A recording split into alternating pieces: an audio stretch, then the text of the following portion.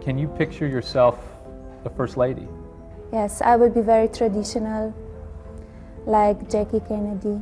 That's Melania Trump in 1999. She's now America's First Lady and Donald Trump's third wife that we know of.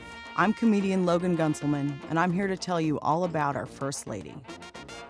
Melanija Knavs was born in Novo Mesto, Slovenia in 1970, making her the only First Lady in nearly 200 years to be born outside of the U.S. And one of the only immigrants married to someone who seemingly hates immigrants. Melania's father, who some have suggested looks like the Donald, was a member of the Communist Party, and her mother was a pattern maker for children's clothing. When Melania eventually became First Lady, she sponsored her parents to successfully emigrate to America, taking advantage of chain migration, where a green card holder or legal resident can sponsor a family member to live in the U.S. It's a practice Trump very badly wants to end. The legislation must end chain migration. We have to end chain migration. Thanks to chain migration, the whole family can discuss this topic together at Thanksgiving now.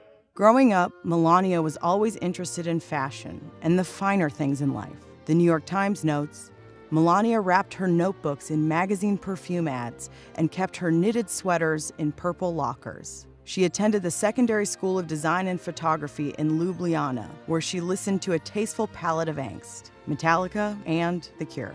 It's unclear if she listened to the song Just Like Heaven while daydreaming about a spray-tanned, twice-married avid tennis player from New York City. And then I moved to Milan and Paris to live there. And I had a successful modeling career. Melania matriculated at the university in Slovenia, studying architecture, but ended up dropping out of school, although her Facebook page claims she graduated. Later, she finished second place in Yana magazine's Face of the Year contest in 1992. She changed her name to Melanija Knavs, and her modeling career took off.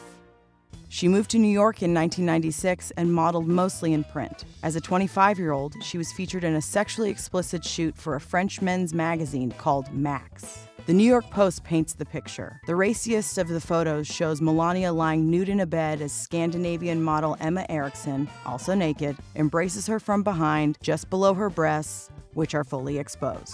2 years later, she met future Saturday Night Live host and soon-to-be president of the United States, Donnie J. We met in New York, 1998. It was a fashion week in Were New you York. introduced? Well, no, we were both at the same party, and that's how we met.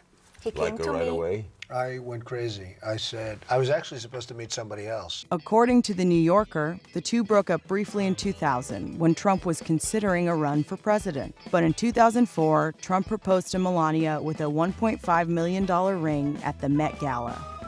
What was it that you saw in Donald when you met him or fell in love with him? His mind, amazing mind. Ah, yes, his amazing mind. While seemingly falling head over heels for the reality star, in 2005 she appeared in this insurance commercial. The same year, she married Trump in Palm Beach, Florida at Mar-a-Lago. In attendance were Trump's closest friends, like Trump's soon-to-be 2016 Democrat presidential opponent Hillary Clinton, and her husband Bill, Billy Joel, and the face of the Ukraine scandal and an ostensible enemy of Melania, Mayor Rudy Giuliani.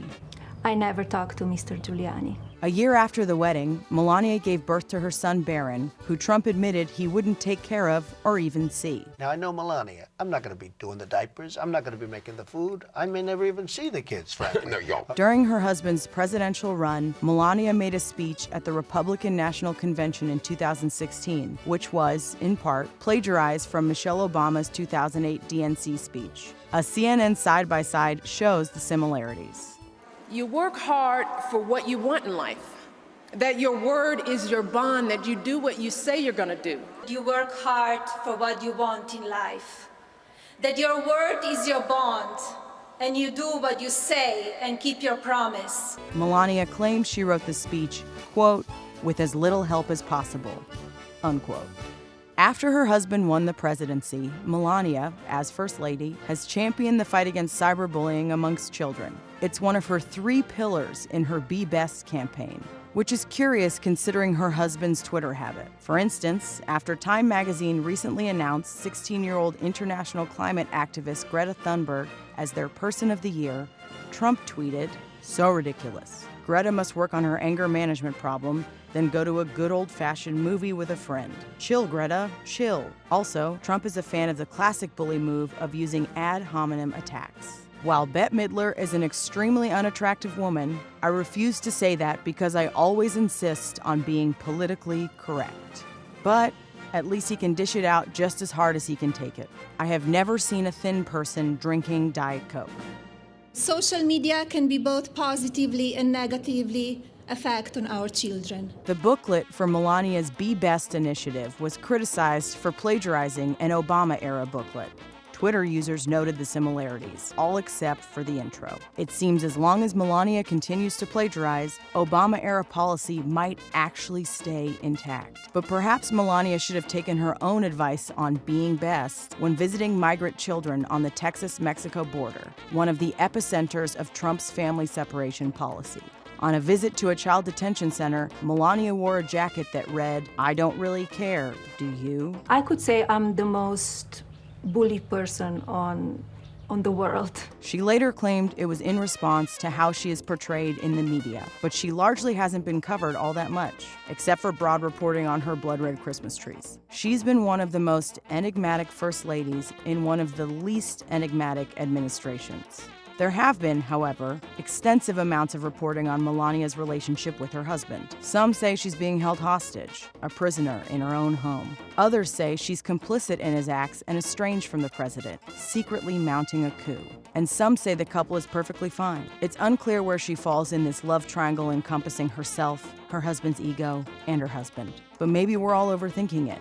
And maybe, just maybe, she just doesn't care. Hey, thanks for watching Who Is? Did you know we have a podcast now too? On Who Is, the podcast, I'll dive deep into the fascinating lives of the people who run things, whose decisions impact every aspect of our lives. How did they get where they are today? And knowing that, what might they do next? From politicians to the ultra-rich, to military contractors and monarchs and media moguls, I'll introduce you to the reporters and experts who know these real-life world molders best. Sharp-eyed observers and confidants who observe our subjects as they make the decisions that define our everyday lives. To see more, hit the link or search Who Is on the iHeartRadio app or wherever you get your podcasts.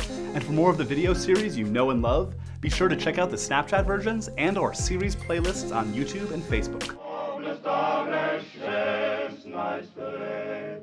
Kosmo